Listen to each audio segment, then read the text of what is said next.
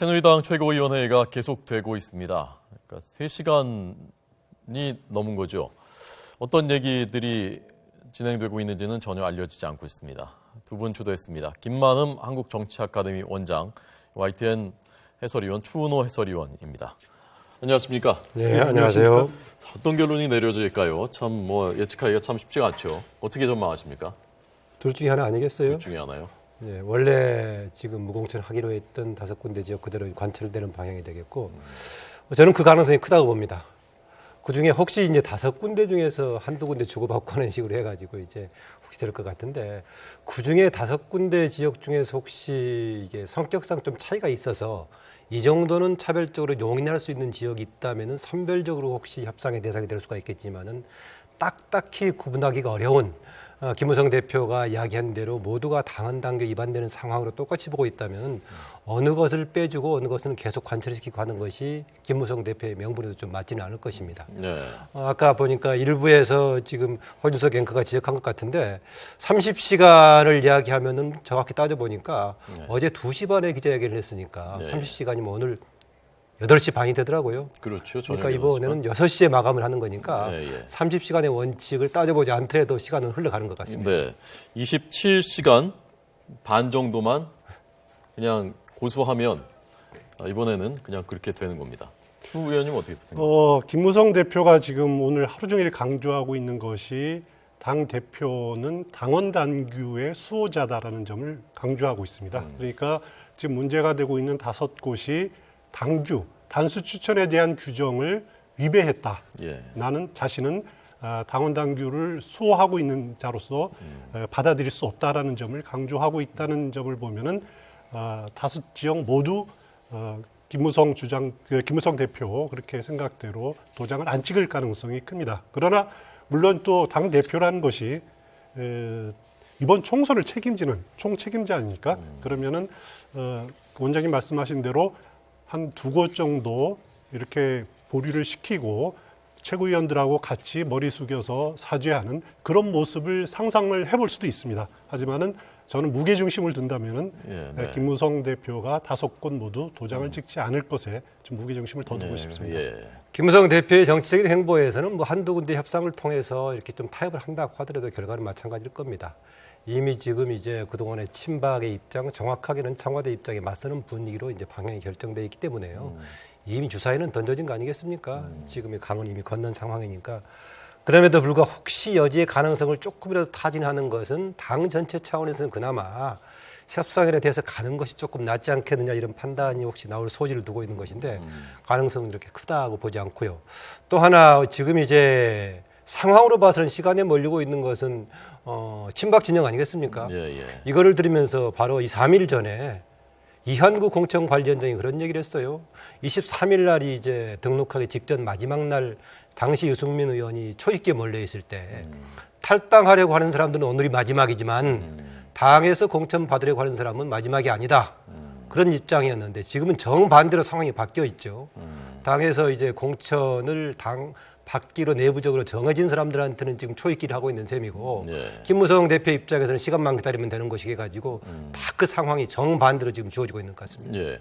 어제만 해도 최고위원회의를 안 하겠다고 했었지 않습니까? 그런데 그렇습니다. 오늘 최고위원회의 참석한 것은 어떻게 봐야 되나요? 일단 저도 어제 영도로 자신 지역인 영도로 갔을 때 영도다리라는 데가 도계교 아닙니까? 이렇게 올라가면은 건너오기 힘든. 그래서 영도다리를 건넜구나라고 생각을 했는데 오늘 다시 건너왔습니다. 건너와서 최고위원회의를 소집해서 참석을 했는데 그것은 그동안 친박계가 대표의 유고 상황을 자꾸 당원에 있는 그거를 활용하려고 하니까 그거는 유고가 아니다. 나는 정상적으로 당무를 집행을 하고 있기 때문에 사고나 해외 출장 등의 경우에 권한 대행을 임명할 수가 이 권한을 행사할 수 있지만은 유고가 아니다라는 점을 분명하기 위해서 서울로 상경한 것으로 이렇게 생각이 됩니다. 더구나 구체적으로 처리할 사안이 확실하게 있습니다. 주호영 의원의 지역구의 경우에 이인선 후보를 이제 지난번에 했던 것을 취소를 하고 다시 재공천했단 말이죠. 그런데 이 부분에 대해서는 이전에 이제 김무성 대표가 직인을 찍은 바가 있기 때문에 이 문제에 대해서 다시 허용할 것인가 말 것인가는 충분히 다시 논의할 소지가 있다. 아, 그건 찍을 가능성이 있겠군요. 뭐 도장. 가능성이 있기는 합니다. 뭐 그럼에도 불구하고 원래대로 보자면은 이것도 주호영 의원을 컷오프 시킨 것도 이제 문제를 제기할 수 있겠지만은 네네. 논리적으로는 단수 공천 대상이 될 수도 있다는 주장이 가능하니까요. 네. 그러나 어쨌든 간 한 번은 도장을 찍은 적이 있기 때문에 예. 이 부분은 도장을 안 찍더라도 일단 처리는 해야 되는 상황이기 때문에 예, 예. 아마 당무 최고위원회에 참여하는 것은 적어도 그 부분은 좀 필요하지 않았나 그렇게 봅니다. 예. 도장을 한번 꺼내면 좀 불안하지 않을까요? 그런 생각도 있을 겁니다. 그 단수 추천에 대해서 그 좀 설명을 드려야겠는데 예. 새누리당 당규에 보면은 그 단수 혼자 출전할 만약에 신청했을 때는 뭐 당연히 단수 추천이지만은 여러 명이 했을 때는 그 경쟁력이 아주 월등했을 경우 등에 한해서 이렇게 단수 추천을 하게 돼 있습니다. 그렇지만은 김무성 대표가 지금 말하고 있는 것은 그 문제 5곳이 경쟁력이 오히려 뒤지는 후보가 그 단수 추천되지 않았느냐. 그것은 당원 당규를 위배하는 것이다라고 주장을 하고 있고 그 주장은 명분이 있는 주장이죠. 예, 그래서 김무성 대표는 계속 밀고 나가는 그런 당원 당규의 수호자라는 그런 이미지를 계속 심어주고 있는 겁니다. 예. 어떻게 됩니까? 최고위원회가 어쨌건 열리고 있으니까 거기서 다수결로 결정할 수도 있는 겁니까? 그래서 이제 그 문제는 좀 해석의 여지가 있는데요. 제가 이 얘기를 하면 혹시 이제 내부의 최고위원회 정보가 들어갈지 모르겠는데 예, 예. 당의 직인의 권한을 가지고 있는 대표의 권한이라는 것이 대표가 독자적으로 할 수 있느냐 아니면은 최고위 의결 사항을 기계적으로 반영하는 것인가 이것 조금 논란의 소지가 있어 보입니다. 그럼에도 불구하고 당인과 대표의 직인 두 개를 동시에 얘기하는 걸 보면은 기계적으로 하는 것 이상의 당 대표가 독자적으로 직인을 찍고 안 하고의 선택에 좀 권한이 있지 않나 이런 생각이 들긴 합니다. 예. 도장이 지금 두 개 그 당인, 당의 도장 그리고 대표 최고위원회인 이렇게 돼 있더군요. 직인이. 예. 그 두 개가 지금 어디 있는 건지 모르는 모양이죠. 원래 어디 있는지도 모르는 모양이죠. 보통은 당 총무국 근거에 보관을 해 있는 걸로 알고 있습니다만은 그저께 한번 꺼냈겠죠. 이 다른 후보들을 공천장 후 추천장에 도장을 찍기 위해서 꺼냈을 건데 네. 그 이후로는 어디 있는지 모릅니다. 그리고 뭐 어제까지만 해도 부산에 갔을 때 갖고 가지 않았겠느냐 이런 관측들이 있지만은 김무성 대표는 당에 있다 이렇게 지금 밝히고 있는 상황이고요. 그래서 당 어디에 있는지는 지금 뭐 저희로서는 잘 모르겠습니다. 예. 아마 보도가 여러 번 됐겠지만 2004년 17대 총선 때 당시 새천년민주당에서 총무국장이 직인을 들고 도망간 적이 있었지 않습니까? 당시에 이제. 그 어떻게 된 일이었죠? 그때 이제 추미애 의원이 당 선대위원장을 맡았었는데 선대위에서 사실상은 당 직인까지 잇도록 맡겨놨었습니다. 네네. 맡겨놨었는데 그동안에 합의를 봐가지고 당 지도부가 합의를 봐가지고 공천하기로 했던 사람을 추미애 선대위원장이 개혁공천 차원에서 한다고 해가지고 당시에 몇 사람 박상천 의원을 포함한 4사람을 교체를 해버렸습니다. 예. 그리고 비례대표 명부도 조금 대표의 의사하고 다르게 이제 해가지고 작성을 했는데 직인을 갖다가 도장을 찍어버린 상태가 되니까 당시 당 대표는 조순영 의원이었었죠. 네네. 그런데 추미애 의원이 계속 고집하다 보니까 직인이 없어진 상태에서 결국 나중에 대표가 어떻게 관철을 시켰느냐? 네. 당 조순영 대표가 새로운 직인을 가지고 대표 직인의 당 대표 직인의 변경을 신청을 했습니다. 아하. 그럼 이게 유효할 것인가 해가지고 예. 선관위에서 전체 위원회를 전원위원회를 열어가지고 새로 교체한 것이 합당한 거다 받아들여져 가지고 다시 이제 그 직인을 가지고 조순영 대표를 비롯한 새 의견을 반영해서 비례대표 일부도 이제 개선을 하고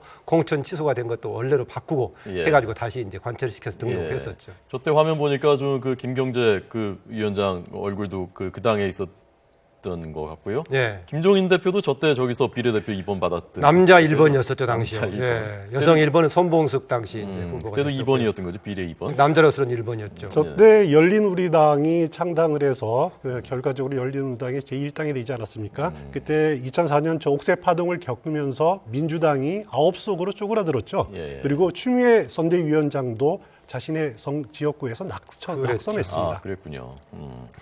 자, 오늘 그 이른바 진박 후보들이 기자회견하면서 참정권이 박탈된 것이다. 헌법에도 위배가 되는 것이다. 뭐 무소속으로 출마할 수도 없게 됐으니까요. 라고 문제 제기를 했는데 저희가 이게 법률적으로 문제가 없는 것인지 나중에 법정으로 가면 이게 어떻게 되는 것인지 그다음에 지금 말씀하신 뭐 직인이라든가 이런 것들도 좀 그 법률가 해석을 듣기 위해서 김광삼 변호사를 전화로 연결해 했습니다. 두 분도 궁금하신 거 물어보십시오. 예. 김 변호사님. 예, 안녕하세요. 네. 자, 우선 오늘 진박 후보들이 얘기한 참정권이 박탈된 것이다. 라는 것의 법적인 해석에 대해서는 어떤 입장이신가요? 물론 이제 본인들의 입장에서 보면 말이죠. 김문수 대표가 날인 거부하면 공천이 됐음에도 불구하고 출마할 수 없잖아요. 예. 그럼 참정권이 박탈될 수 있다고 주장을 할 수 있지만 이게 현실적으로는 좀 굉장히 어려운 면이 있습니다. 왜냐하면 이 김무성 대표가 날인을 거부하는 것은 일단 공간이나 어떤 공간의 결정 자체가 당헌이나 당규에 위배된다는 취지에서 거부하고 있는 거 아니겠습니까? 네네. 그래서 외형상으로 보면 김무성 대표가 당헌 당규에 규정되어 있는 본인의 권한을 행사하고 있는 것으로 보이거든요. 예. 그렇기 때문에 이게 과연 이게 위법이냐 아니냐는 결국 법원에 가서 판단이 돼야 하는 건데 네. 현재 예비 후보들의 주장은 주장에 불과하지 이게 현실적으로 나중에 법적으로 문제될 가능성은 많지 않다고 봅니다. 예. 그러니까 이 예비 후보들은 어쨌건 새누리당으로 나서겠다 공천 신청을 했었던 건데 네. 공천이 된 것도 아니고 안 된 것도 아니고 그러니까 나설 수 없게 됐다 무소속으로도 네. 그 부분은 좀 해석에 다툼의 여지가 있지 않습니까? 예, 다툼 여지는 분명히 있죠. 있지만 지금 시간상으로 굉장히 시간이 없지 않습니까? 그래서 이게 어떤 형식이든지 총선이 진행하게 되면 이제 참정권에 관해서 물론 예비 후보들이 전혀 무소속도 나갈 수 없고 출마를 할 수 없었기 때문에 그걸 가지고 이제 법적인 분쟁은 삼을 수 있겠지만요. 네. 그게 이제 추후에 이제 김무성 대표의 어떤 도장을 찍고 안 찍고는 전속적 권한을 볼 수 있는 거거든요. 예. 그렇기 때문에 이제 그 부분에 대해서 판단이 돼야만이 과연 참정권을 침해한 걸 볼 수 있느냐 없느냐. 그렇기 때문에 예. 법적 판단을 받아야 하는 것이지 그게 지금 현재 이제 주장으로밖에 그칠 수 없다는 거죠. 예. 김 원장님. 당원으로서 저 김만음입니다. 네네, 안녕하세요. 예. 예, 당원으로서 당 내부의 의사결정 과정에서 오히려 정치 참여 활동을 제약했다 해가지고 당 차원에서의 김무성 대표에 대한 문제 제기는 해볼 수 있는 거겠죠? 문제 제기는 해볼 수 당연히 있습니다만은 현재 김무성 대표의 이게 사실 시간이 총선이 좀 많이 남아 있고요. 또 공천 관련해서 그런 절차가 시간적 여유가 있다고 한다면 새누리당 자체 내에서도 김무성 대표 위원에 대해서 가처분을 한다든지 그런 절차는 할 수 있겠습니다만은 그게 또 사실 절차를 간다 하더라도 그건 또 법적인 판단을 받아야 하는 그런 문제 있지 않습니까? 예. 그래서 현실적으로 현재 새누리당 내에서 이렇게 김무성 대표를 할 수 있는 어떤 법적인 그런 것들은 별로 없는 것으로 보입니다. 예, 또 하나 이제 근본적으로 현행 공직선거법의 문제를 따져볼 수 있을 것인데요. 네. 등록 기간 동안에는 정당 소속은 무소로 출마를 금지하고 있고 당적 변경도 불가능하게 돼 있지 않습니까? 네네. 예, 원래 취지는 이게 정당 정치 발전을 위해서 그런다라고 이제 얘기를 하고 있는데 네. 이 조항하고 또 경선에 참여했던 쪽은 같은 지역구에 출마를 금지하고 있는 이른바 이인제법 같은 것들 있지 않습니까? 네네네. 기성 정당들은 정당 정치 발전을 위해서 도입했다고 하지만 혹시 이게 정치 참여 활동 폭을 너무 제약하면서 기성 정당에 특권을 주고 있는 거 아니냐라고 헌재 좀 제기를 해볼 수 있는 상황 아닌가요? 네, 그거에 대해서는 굉장히 그전에 논의가 좀 많이 있었지 않습니까? 그래서 그 부분은 분명히 문제가 있는 건 맞은 것 같아요. 그래서 문제가 있긴 하지만 이제 현행대로 이게 법이 시행되고 있기 때문에 이게 향후에 이런 걸 가지고 법적인 문제로 제기되고 그게 어떤 유언법률 제청 신청을 한다랄지 헌법재판소로 가게 되면 이것은 충분히 논의될 여지도 있고 유언의 소지도 있을 수 있다고 봅니다. 예, 그건 시간이 걸릴 테니까 현재 당장 이번에 적용될 것은 아닌데 어쨌든 간에 현재 공직선거법 자체 문제가 있기 때문에 선거 등록 기간 동안에는 이러지도 저러지도 못하게 하는 상황이 되고 있는 것 같습니다. 추 의원님 물으실 거 없어요? 지금 김무성 대표의 직인이 문제가 되고 있지 않습니까? 네. 그러니까 만약에 원유철 원내대표를 비롯한 친박계 최고위원들이 김무성 대표 지금 직무유기다라고 규정을 하고 네. 새롭게 대표 직인을 파서 선관위에 등록을 하고 원유철 대표가 도장을 찍는 것을 강행한다. 이럴 경우 법적 효력이 있겠습니까? 아까 김만우 원장님께서 그 2004년도 17대 총선에서 새천년 민주당 그 예를 말씀하셨잖아요. 그래서 현재 사실 제일 친박이나 최고위 쪽에서 관심 있는 것이 당헌 당규 해석과 관련해서 과연 직무대행이 가능하냐, 또 최고위원 소집에 관한 거하고 그다음에 당 대표의 직위를 찍을 수 있는 게 문제가 될 수 있는데 지금 현재 당헌 30조에 보면 대표가 사고나 해외 출장 등으로 인해서 직무를 수행할 수 없을 때 직무를 대행할 수 있는 규정이 있기 때문에 지금 현재는 뭐 이 규정 가지고 직무 대행을 할 수 없는 것으로 보이고요. 일단 이제 최고위원을 소집돼갖고 지금 하고 있지 않습니까? 그것은 이제 별 문제가 없다고 보는데 만약에 이게 당대표의 직인을 찍는 것은 당대표의 정석적인 권한을 볼 수 있거든요. 그래서 어느 누구도 그 직인을 함부로 만들어서 찍는다랄지 아니면 직인을 가져다 찍을 수는 없어요. 이게 만약에 함부로 직인을 가져다 찍는다고 한다면 지금 공직적 후보 추천서 자체에 당 직인과 당대표의 직인을 찍게 되어 있는데 그러면 공적 후보 추천서가 사실은 무효가 되는 거죠. 그리고 이게 만약 법적으로 나중에 간다고 한다면 그게 문서 유조나 유조문서 행사죄랄지 또 도장을 마음대로 조각해서 찍어버린다고 한다면 인장 유조나 인장 유조 행사죄도 이게 될 수 있는 겁니다. 그래서 그 부분은 그렇게 마음대로 할 수 있는 부분은 아니라고 봅니다. 예, 알겠습니다. 잘못하다가는 형사 사건이 될 것 같습니다. 김광삼 변호사의 법률적인 견해 들었습니다. 고맙습니다. 네, 감사합니다.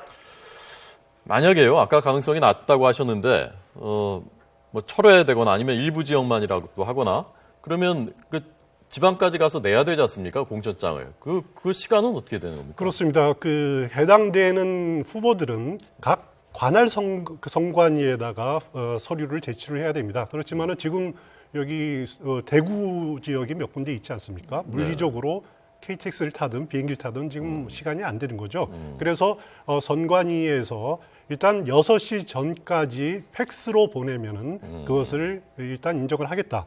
그렇지만은 원본은 오늘 밤 자정 전까지 제출을 해야 된다. 이렇게 해석을 해주고 있습니다. 아하. 또 하나 이제 무리하게 지금 원유철 원내대표 등을 중심으로 시도해볼 혹시 예. 가능성 중에 하나는 이제 최고위원회 회의를 통해서 최고위원회가 결정하는 바를 당 대표는 기계적으로 수행하는 것이지 최고위원회 결정하고 무관하게 모든 공천권이든 도장을 자의적으로 찍을 수 있는 게 아니다라는 주장을 하면서 새로운 대표 직인을 최고위원회를 통해서 결정해가지고 동시에 변경하는 절차를 거치면서 예. 새로운 직인을 활용하는 방안도 아마 시도해볼 여지가 뭐 크진 않지만 해볼 수 있을 것인데 형사 사건 된다니까요. 글쎄요. 그렇게 보면 이제 그 가능성 크지 않은데 하도 지금 최근에 새누리당 진행되는 과정을 보면은 비상식적인 일들이 비일비재하게 일어나서 이런 또 상황까지 시도해보지 않을 혹시 여지가 있다면 그것도 한번 생각을 해볼 수 있겠습니다. 아까 지금 벌써 지금 4시간 진행되고 있거든요. 최고위원 회의가 11시 반에 시작했으니까 식사 도시락으로 하면서 이렇게 길어지는 것은 김무성 대표가 그냥 버티고 있는 것인지 아니면 그런데 아까 한두 군데 뭐 절충이 이루어지고 있는 것인지 알 수 없습니다만은 만약에 절충이 된다면 어떤 지역들이 절충이 가능한 것인가요? 일단 수송을 이인선 후보 부분은 여성 단수 추천이지 않았습니까? 그 부분은 김무성 대표도 크게 반대를 하지 않을 겁니다. 네네. 5곳은 하고 또 별개 문제로 처리가 될 수 있을 것이고요. 나머지 5곳 중에서 어디가 된다. 참 말씀드리기가 어렵습니다. 그거는. 하지만은 김무성 대표로서는 원래 이렇게 김무성 대표가 취할 수 있던 방법이 그냥 납작 엎드려서 받아들이거나 아니면 당 대표를 물러나든가 아니면은 이렇게 옥새 추쟁을 하든가 이 3가지 수순밖에 없었는데 결국 옥새 추쟁이라는 방법을 택했으면은 오히려 끝까지 밀고 가는 자세를 취하지 않을까 저는 개인적으로 그렇게 생각을 합니다. 서두에 말씀을 드렸지만 김무성 대표는 여기서 어느 방법을 택하든 간에 이미 본인의 갈 길은 가버린 상황이죠. 어제 또 본인의 지역구가 영도들이 아까 사진 얘기도 했었습니다만 바다를 보면서 찍었던 사진에다가 마치 본인의 그 현수막에 그런 게 있었다고 그래요. 오직 국민만을 두려워하겠습니다라고 했던 것을 해가지고 무연하게 또 유승민 의원이 출마 선언하면서 헌법 1조 2항을 했던 얘기가 같이 맞물려서 좀 가는 것 같습니다. 아까 이인선 후보의 경우에는 5인이 들어가는 것이 아니고 지금 6인 대상으로 했을 때 들어가는 것이기 때문에요. 그렇죠. 별 논란이 없이 될 것 같기도 한데 다만 이제 그동안 했으면은 2, 3일 정도의 제공 공지 기간을 거쳐야 되는데 1시간만 해가지고 형식상으로 했던 거 아니냐 이런 문제를 제기할 수 있을 것인데 이 부분은 상황이 아마 특수성을 감안해서 그 정도는 용인될 수 있지 않을까 생각을 합니다. 그래서 한 명을 가지고 논란의 여지는 없어 보이고 나머지 5명을 가지고 원래 이제 무공천하자고 했던 지역이 논란의 소지가 있는데 네. 추 의원 지적하시다시피 이 지역 저 지역이 좀 성격이 다르다거나 구분할 수 있으면은 그렇게 차별적으로 뭐 누군 하고 안 하고 협상의 여지가 있어 보이는데 딱히 또 그렇게 따지기도 어려운 지역이어서요. 그렇습니다. 더구나 김무성 대표가 어제 기자회견을 할 때 그랬습니다. 최소한 경선이 161군데 정도는 경선 대상이었지만은 141군데밖에 못했다. 국민들한테 사과했지 않습니까? 예. 본인이 상향식을 원칙으로 했으면 이것을 여기에 정치 생명을 걸겠다고 했는데 지키지 못해서 죄송하다고 사과까지 한 상황인데 최소한의 이것은 해야 된다라고 본인이 던졌는데 예. 또 거기에서 추가적으로 뭔가 협상하고 양보한다면은 본인이 주장했던 그 원칙마저 무너지기 때문에 예. 가능성으로 보자면 원래 했던 5군데 무공천을 김무성 대표가 관철시키는 방향으로 가지 않을까 일단 그렇게 좀 전망을 해봅니다. 예. 자, 마지막으로요. 두 분한테 김무성 대표가 어쨌건 돌아올 수 없는 다리를 건너왔고, 뭐, 나름 던질 수 있는 최대의 승부수를 던졌지 않습니까? 이것이 김무성 대표에게 가져올 정치적인 득실, 그리고 총선 이후에 김무성 대표가 어떻게 될 것인지, 어떤 길로 가게 될 것인지, 그 전망을 듣겠습니다. 만약에 김무성 대표가 5곳 도장을 끝까지 찍지 않는다면은 그 순간 어떻게 보면은 친박하고 사실상 결별을 선언하는 거죠. 물론 7월 전당대회 예정돼 있습니다만은 이번 총선은 뭐 분리돼서 서로 열심히 치르겠죠. 하지만 총선이 끝나는 순간 김무성 대표는 김무성 대표로 그 대권을 염두에 둔 그런 행보를 본격화할 거고요. 그 과정에서 7월까지 자신의 세력을 확보하기 위한 그런 애들을 많이 쓸 겁니다. 그 과정에서 뭐 친박 세력하고의 삐그덕거리는 소리는 계속 요란하게 나타날 겁니다. 네. 만약에 김무성 대표가 이런 정도마저도 없었다면은 혹시 국회의원은 한 번 더 당선될지 모르겠지만은 이후에 정치 지도자로서의 길은 없었을 겁니다. 어떤 면에서 새로운 길을 열었다고 볼 수 있겠는데 그나마요. 또 일부에서는 이것도 일찍 했어야 되지 않냐 이런 주장도 합니다. 그러나 아까 딱 막아놓고 초익지 않은 상황에서 했던 건 전략적 선택으로서 조금 유용했던 점도 있고요. 그리고 이게 또 이제 친박 구성에서 봤을 때 지금 후보들 구성 봤을 때 친박이 압도적으로 많다고 하지만은 주요 인사들은 경선에서 상당수가 탈락을 했거든요. 그렇지 않았습니까? 나머지 이제 단수 공천 비슷하게 우선 공천 방식으로 갔던 주요 인사들이 또 여기가 4명, 5명이 들어가 있는 상황이 되기 때문에 이 4명, 5명까지 빠진다면은 아마 원내 구성에서 상당수가 지금 좀 이른바 친박들은 타격을 받을 것이다. 예. 이 문제에다가 이제 총선이 끝나고 나면 어쨌든 간에 박근혜 대통령에 대한 권력의 힘은 상대적으로 약화될 것이다. 또 더군다나요. 지금 야당뿐만이 아니라 새누리당도 여러 가지 봉합된 상태에서 지금 선거를 치르는 거 아니겠습니까? 그래서 전반적으로 저는 총선이 끝나고 나서 야당뿐만이 아니라 여당도 같이 뭔가 정당 재편이 시도가 될 것이다.